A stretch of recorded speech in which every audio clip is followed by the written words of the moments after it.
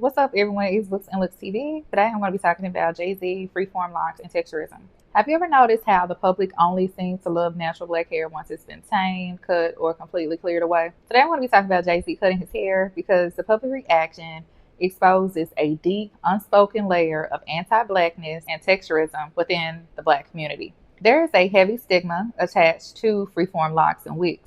While manicured locks with deep parts face their own discrimination, hair that is allowed to simply grow naturally without being touched is heavily policed. Growing up, my close friend would often tell me how, by wearing freeform locks, he had to constantly fight the stereotype of being labeled as dirty or criminal. Society and even our own families constantly project the idea that if your hair is growing completely natural, you must do something to it to make it presentable. When Jay-Z first started growing his freeform locks, the commentary was brutal. People flooded the internet calling it ugly and demanded he cut that shit off.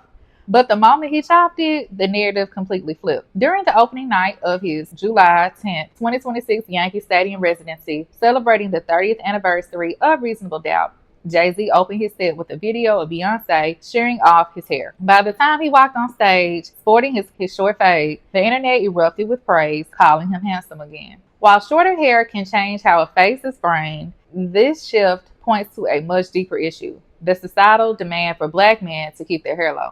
From a young age, many black boys are forced to cut their hair because family members tell them long hair is a shame or a sin.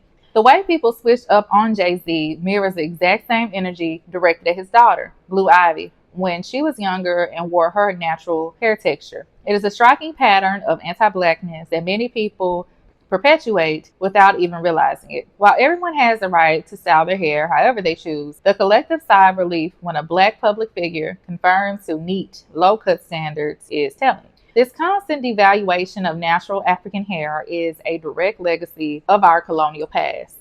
As scholar Montel Emi highlights, the question of African beauty is a question of distress that Afrocentricity must address. This demanding standard of beauty that plagues Black people is deeply rooted in colonial history. By using Afrocentricity as a lens, we can begin to directly challenge these social ills, including racism, marginalization, prejudice, and the historical European subjugation of Black people, by actively dismantling the belief that our natural, unaltered state is something to be corrected. The policing of Jay-Z's image isn't just about hair texture, though. It's about control, respectability, and how he manages his platform. During that same Yankee Stadium opener on July 10, 2026, the rapper used a freestyle to fire back at his critics, bringing up Colin Kaepernick while specifically referencing the former quarterback's confidential 2019 settlement with the NFL. Jay-Z's lyric challenged the public's selective outrage, rapping. However, TMZ reported that Kaepernick's sources quickly disputed the claim, clarifying that no such gag order or non-disparagement clause ever existed in his settlement. This moment reignited a fierce, years-long debate surrounding Jay-Z's relationship with the NFL. British Broadcasting Corporation previously highlighted the rap star once famously boasted in his music, "I said no to the Super Bowl. You need me, I don't need you." Yet he later struck a major deal where his company, Roc Nation, would help select acts for the iconic Super Bowl halftime show and steer the NFL's Inspire Change initiative. When the partnership was announced in 2019, Jay-Z stated the deal was meant to, quote unquote, enhance live game experiences and amplify the league's social justice efforts. However, the move faced immediate, fierce backlash, with Kaepernick's partner publicly shaming the alliance as disgusting, stating that Jay-Z let them use him. The corporate pivot drew an incredibly sharp contrast to the reality on the ground. Kaepernick has effectively been frozen out of the game entirely. Kaepernick was basically kicked out of the game or the league for taking a knee during the pregame national anthem. A silent protest, he started to call attention to police brutality and the systemic mistreatment of Black people in America. Whether the public is policing his hair texture or his corporate alliances, the baseline expectation remains the same. We demand a very specific, neat version of Black leadership and respectability. So I'm going to play some public opinion and then I'm going to conclude.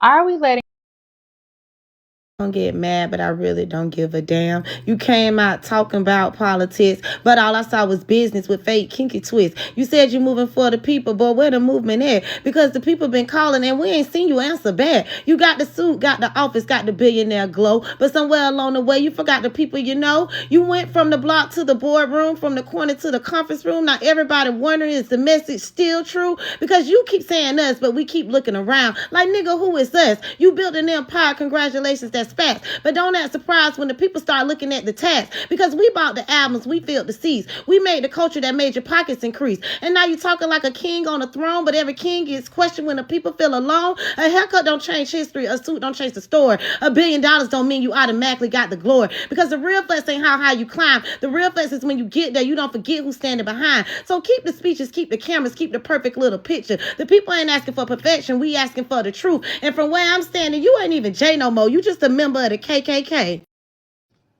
I gotta put my glasses on for this. I'm not understanding how y'all don't understand how locks work. Okay? Locks are hair. It's just uncombed hair. Okay? So, the fact that you guys are in an uproar about Jay-Z's hair, that he's had locked up for about 5 years now, and he combed the locks out, y'all, and now it's loose hair. You can comb locks out. If I took a comb and went through here, I can unlock my hair. It's harder to do, but locks are just uncombed hair that are tamed and maintained and trained to be locks. But our hair naturally does that if you don't comb it. Jay-Z combed his locks out. That's all. The spiritual significance of what Jay-Z and Beyonce do is always lost on their haters, and honestly, I love that for them. So many people miss the message of Beyonce being the one to cut Jay's hair off in Yankee Stadium. First of all, hair holds memories. Like, scientifically, spiritually, that's just a fact.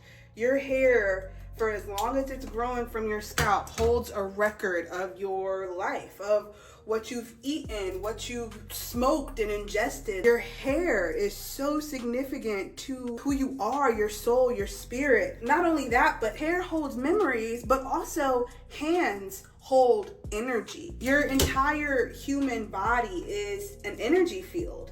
It matters the kind of energy that you allow to touch your head, your crown. This is the top of everything, you know? This is where your third eye is. Your hair, in a way, is protecting all that you are from the top down. Like, people think girls are being over the top and dramatic, being like, watch who does your man's hair. And that's why there's so much like weird shit that goes on in barbershops. It matters who you let into your head. Beyonce always being the hands that are guiding Jay's hair towards whatever new transformation he's undergoing, and their children, particularly Blue, their firstborn, always being like a strong influence and reason for how and why he does his hair the way he does it. All of it is so spiritually significant. Why is Beyonce doing his hair like da, da, da, da? Because it matters. It matters. Let this be a reminder that if you aren't the one doing your own hair, be very careful about who you let play around in your hair. That lady that went viral because she's always cutting off her clients' long, beautiful, strong hair, and she herself is like bald and bleach blonde. Yeah, that's not the kind of energy that you want to let into your hair. Just think about that for your man, your children, yourself. The hands that touch your head and into your hair, it all matters. And your hair will remember. Your head will remember. Your energy field, your spiritual body will remember. So it's raining outside in the Caucasus Mountains, used to be called Florida. Always raining. But I want to talk about Jay-Z having his little concerts and trying to take a jab at Colin Kaepernick. Like, who do you think you are, Jay-Z? Like, for real, what have you done for the black community? I'm waiting. Yeah, y'all can put it in the comments. What are you doing for the black community? besides getting rich off us, and then go and sell us out. First, you sold us out for the NFL. We still stood behind you because we thinking, okay, maybe you're trying to do something. We believed in you. And now you're selling your crap at Target. So that's strike number 2. And now you're going to go out and talk about Colin Kaepernick, the same Colin Kaepernick who was paying for Noel's, I'm sorry, I don't know his last name, Nolan Wells, autopsy. Tyler Perry is paying for the funeral. What are you doing besides talking crap like he took a check? No, it was a deal he took because of the money he was losing. You took a deal because you took a check because you was a houseboy for them. And it's sad that all our rappers, Snoop, Nelly, we made all y'all rich, and now y'all just go on and just on us. Like, back to y'all. You know, we're tired of making y'all rich. Nicki Minaj, raggedy, stinking, trifling. Girl, bye. You even went and got a black girl booty to look like us. Girl, please. We're sick of y'all. I'm sick of y'all. Big up to Colin Kaepernick for the work that you do for the black community. Thank you. Thank you, Monique, for standing up for the actress and actors and what you do for the black community. It's ridiculous. And I wish that Don Lemon would have said, I'm going to call them and ask them how come they're not doing anything to help you. Because if they're his friends, why don't he hold them to account? I know I'm going back and forth because I'm a little irritated. But I'm irritated about what's happened to Monique, what Jay-Z said about Colin Kaepernick, and how we just keep this white supremacy bull stuff going. Like, when are we going to stop and appreciate each other? This is bull, man. So Jigaboo Jay-Z was performing last night at his 30th anniversary of Reasonable Doubt and decided to stop and address Twitter activists and throw shots at Colin Kaepernick. Sold out. Yeah, I did sell out. 3 nights, I sold Yankee Stadium the hell out. I'm a target. You ain't, don't miss that target. No exclusive, they only doing what Apple and Walmart did. You shopping at Amazon or you boycott? You posting on Instagram? That's Meta, boy, stop it. Y'all know Google owns YouTube. You picking and choosing the politicking as you. I find it quite interesting that someone who is a billionaire would feel the need to throw shots at the average consumer, the person living paycheck to paycheck, and comparing a corporate partnership with Target to everyday people ordering something off of Amazon. And then he proceeds to punch down on Colin Kaepernick. You know, the same Colin Kaepernick that just paid for Nolan Wells' family to get an independent autopsy on their son. They dig it deep with narratives. It's embarrassing. They run out of the characters, had to bring back up Cap again. Buddy took a check. I ain't even mad at him.